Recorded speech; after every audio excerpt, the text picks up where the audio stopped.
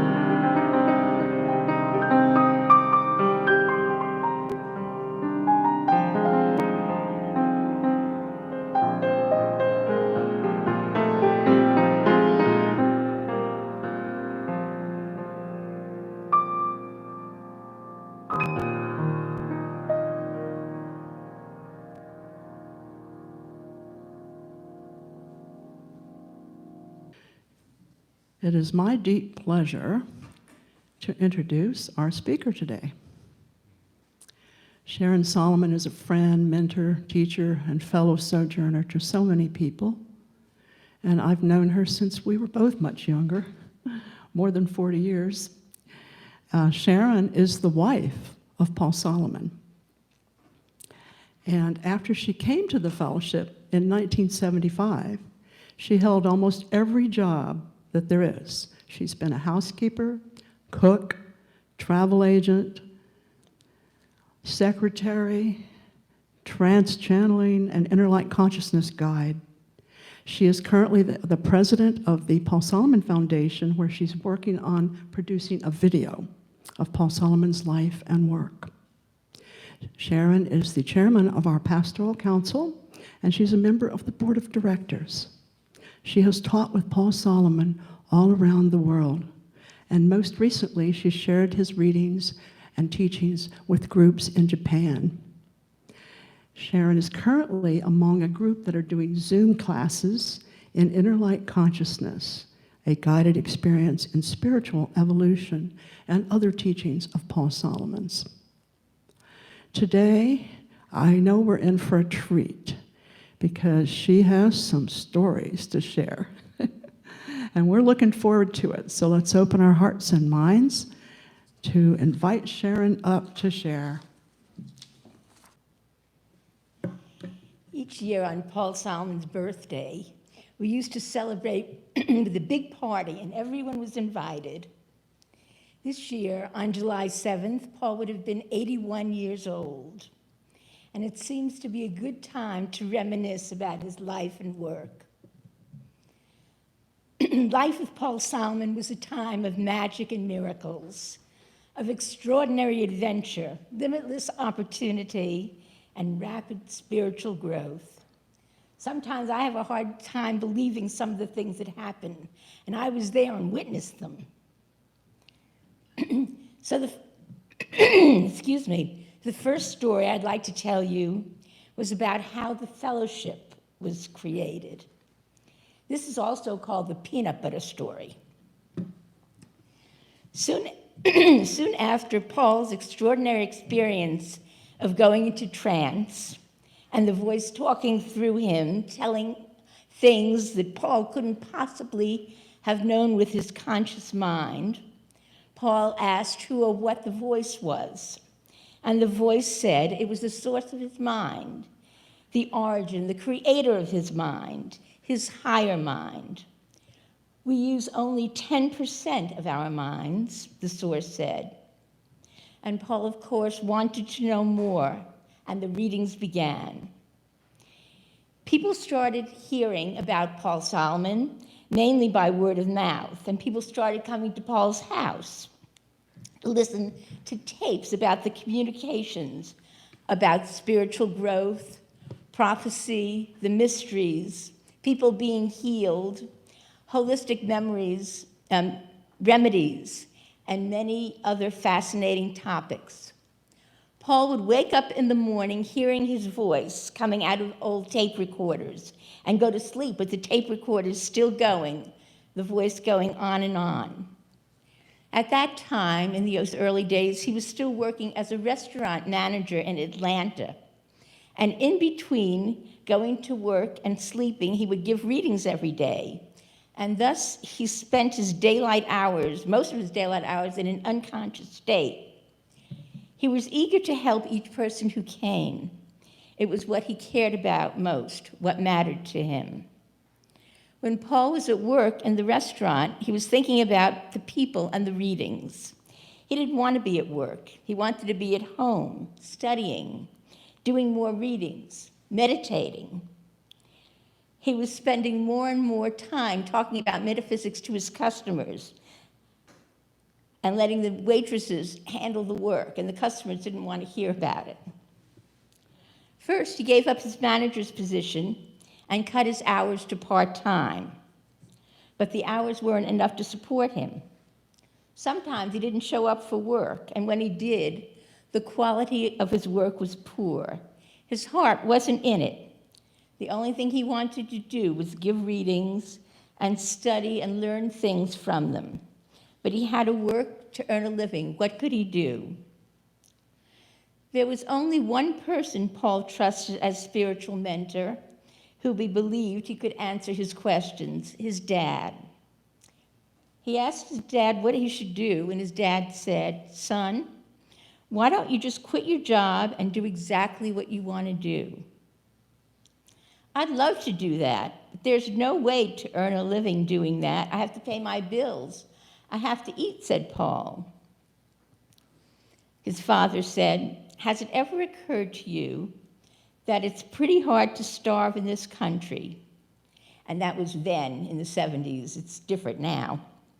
Even if you tried to starve yourself to death, somebody would get a court order to feed you. It's ridiculous to not do what you believe that you should be doing for that reason. Quit your job and do it. It's God's work. Let it be his problem to feed you. So Paul quit his job. Everyone wondered what he was doing, and some thought he was crazy. Paul just said, "It's God's problem. He's got to take care of me." He didn't have any money, and so the food ran out. Paul had been living mostly on peanut butter, so that was the last thing in his cupboard, and he didn't even like peanut butter. And even that was disappearing quickly because it seemed that everybody who came went from his house, came to his house, had a habit of running their fingers through the peanut butter jar and eating his peanut butter.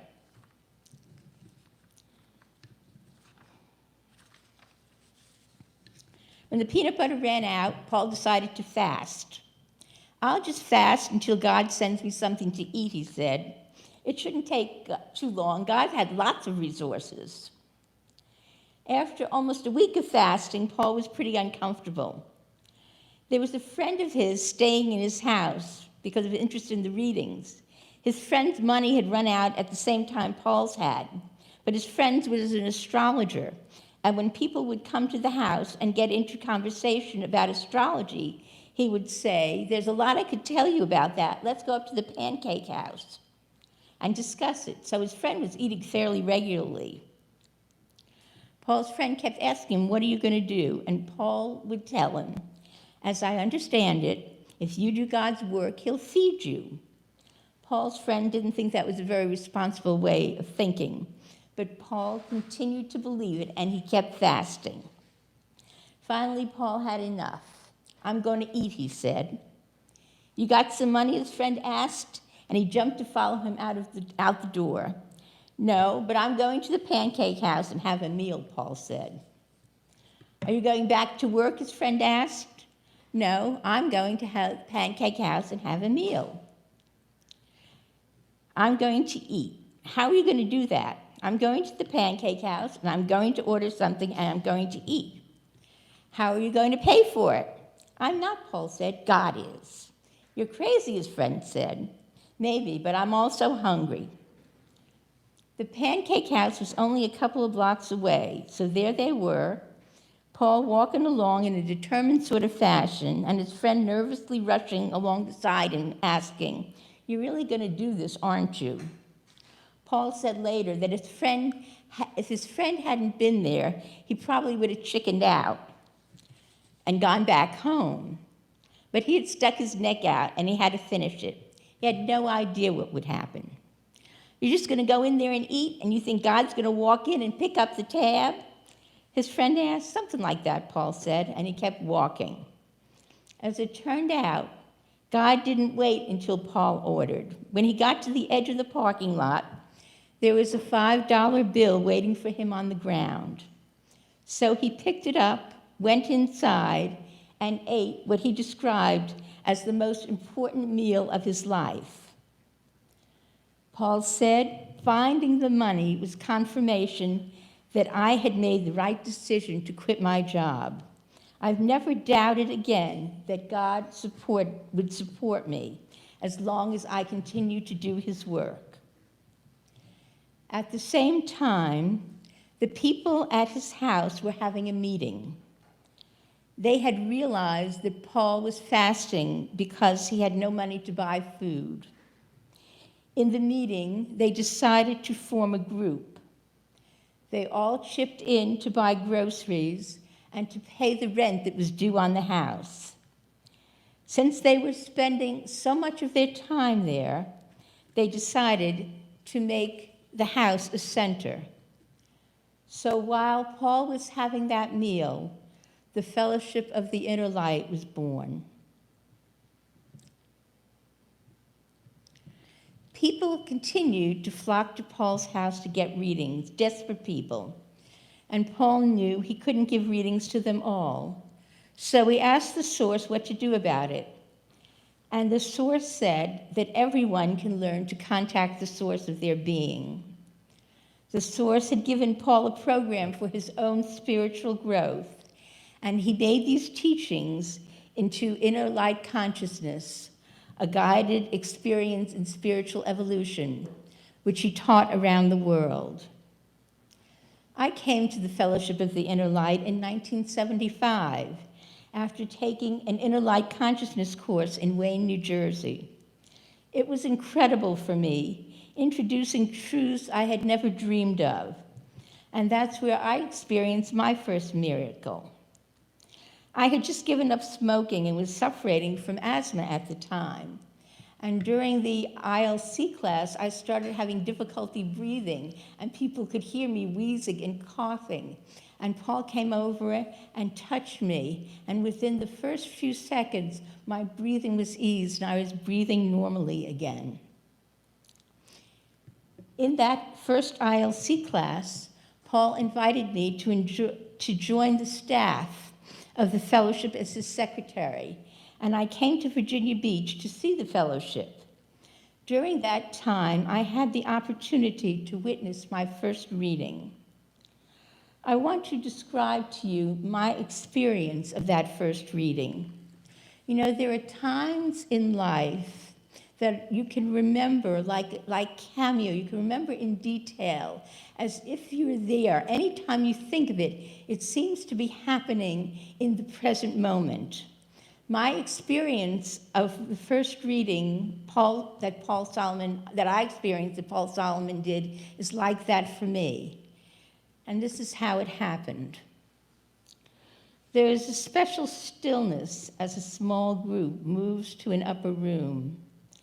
Shoes are left downstairs, and the padding sound of stocking feet on the stairs, combined with the feeling of anticipation, add to the hush and excitement so that one almost forgets to breathe. There is a feeling of a once-in-a-lifetime event. There was a little silver urn of water and a white towel at the door of the reading room. We each wash our hands as a reminder that what we receive is as much our responsibility as it is the responsibility of the channel. We try to become clean inside as best we know how, and we try to become receptive to create the optimum conditions for listening and for precipitating the information we need. For the source has said that what is given through this source is universal. It is available for and useful for all people of every nation. The readings have never been for the consciousness of a single individual, but in every time these lips have been allowed to speak, there have been attempts to see that wealth were given that men might share. A lamp shines in the reading room. An elaborate tape recorder system with 2 microphones is beside a daybed with a blue velvet cover. Paul is sitting on the daybed. He is very quiet, but aware of us as we move softly about the room to find seats on cushions or on the floor. The conductor sits at the recorder studying the several questions the young man is asking of the source. The conductor will ask the questions when Paul is asleep in the trance state. Everyone is still with eyes closed, trying to meditate. But how can you meditate when you're so excited? I can feel my heartbeat, and my breathing sounds too loud. I wonder if everyone can hear me. I think I'm supposed to be meditating. Why am I thinking about breathing? Paul begins to speak. He is praying aloud. After the prayer, Paul is lying down on the daybed. He covers his eyes with the back of his hands, and the conductor begins to read softly a special suggestion to which Paul has responded several hundred times by falling asleep. Suddenly, there is a violent jerk as if someone struck Paul in the solar plexus. I am never quite prepared for that, though I have seen it many times. It looks a bit painful, but later, as we discuss the experience, Paul assures us that he is asleep and can't feel a thing. Suddenly, there is a change in the room. The room is electric, but the feeling defies words. The sudden change in the way one feels is enough to destroy any residual skepticism. The presence is undeniable. There was kind of a sudden moment, and from that moment, I knew I would spend the rest of my life working with this source of information and with Paul Solomon's teachings. But the amazement for me at that first experience of witnessing a reason doesn't end there. That first question will change my life still again. The young man getting the reading was a doctoral candidate at a university in North Carolina, but he had a problem. When he would study for exams or begin to write his dissertation, suddenly his mind would become fuzzy and his thinking process was impaired. Why did this happen, and what could he do about it? The source told him that when he began to study, he would get himself refreshments consisting of milk and other dairy products. He had allergies to these products, and the body's response impaired his ability to think. If he would eliminate dairy products from his diet, the problem would go away. Now, at the time, I was suffering from asthma. When I would have difficulty breathing, the first thing I would do was get something cool. Ice cream was my favorite thing to soothe my breathing, definitely a dairy product. And I realized I had the same allergies. And if I stopped eating dairy, my problem would be solved. And it was. This is an example of the synchronicity of the universe that we would see over and over again through the years in my life and in the life of others. I think there's a special energy in the readings themselves, and each time you listen to them, you have the opportunity to tap the source. For when I began to transcribe the readings, I found that every time I was given a reading to transcribe, it would give me the answer to whatever question I had or whatever difficulty I was experiencing at the moment. Others found they had the same experience. So now I'm going to tell you some other stories. There are many stories I could tell, but I decided to tell you some stories that happened to me. One of the things was the amazing thing about my name. When I had a reading from the Paul Solomon source, I was told a name that I had in a past life, and it was Sharon. And one day, my friend Susan Thomas and I were fooling around trying to say our names backwards. And when we did that, I discovered something amazing. Now, I had an English name that I was given by my parents and also a Hebrew name that I was given by my parents. When I said Raymond Sharon backwards, it came out to be Tamar Hasher, which is the Hebrew name that my parents gave me at birth.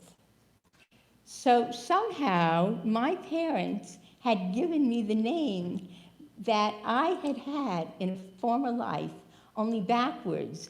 And if I spell my name with the Hebrew letters, it's exactly the same as my Hebrew name, only backwards.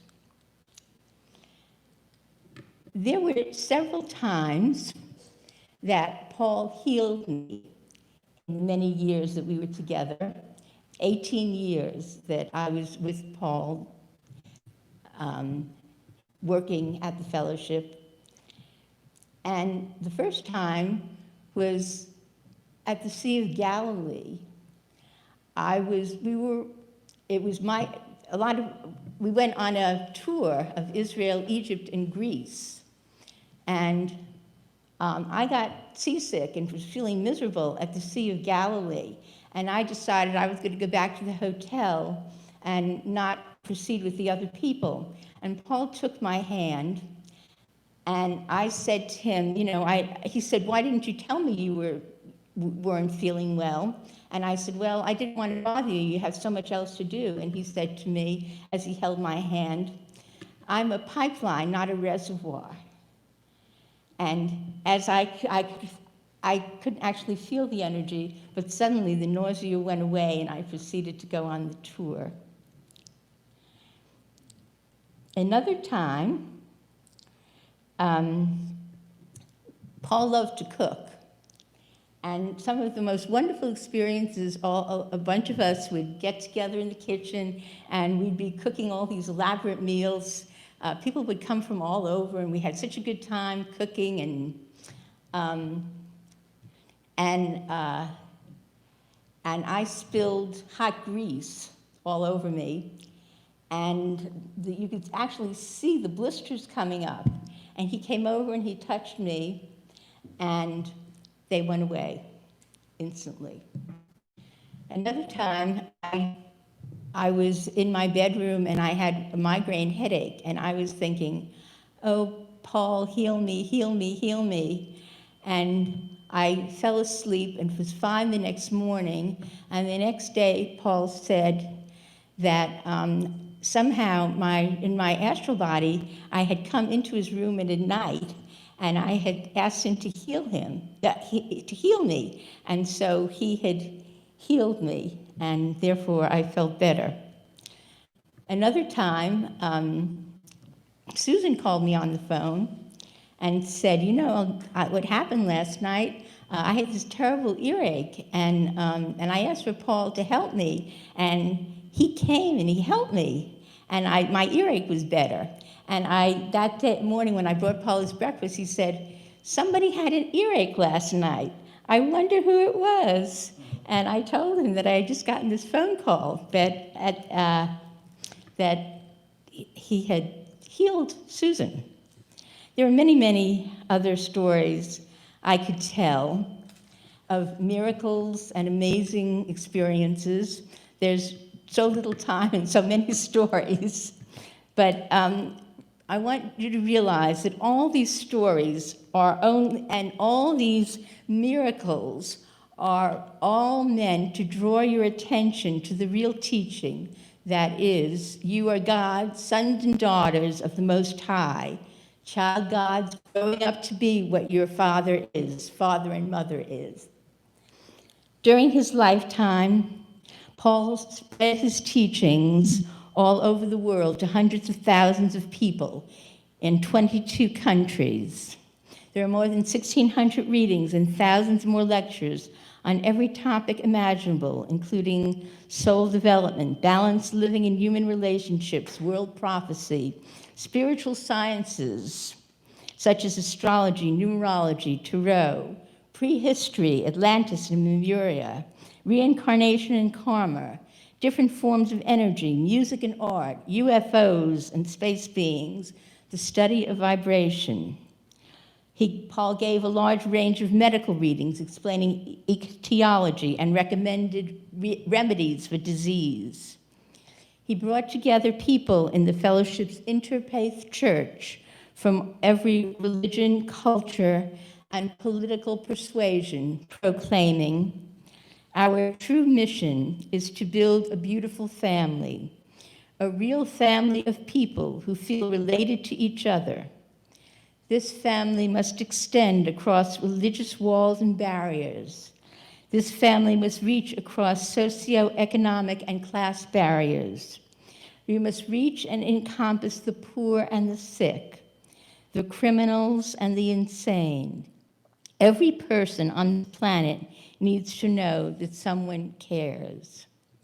We have a wonderful family in Virginia Beach and around the world.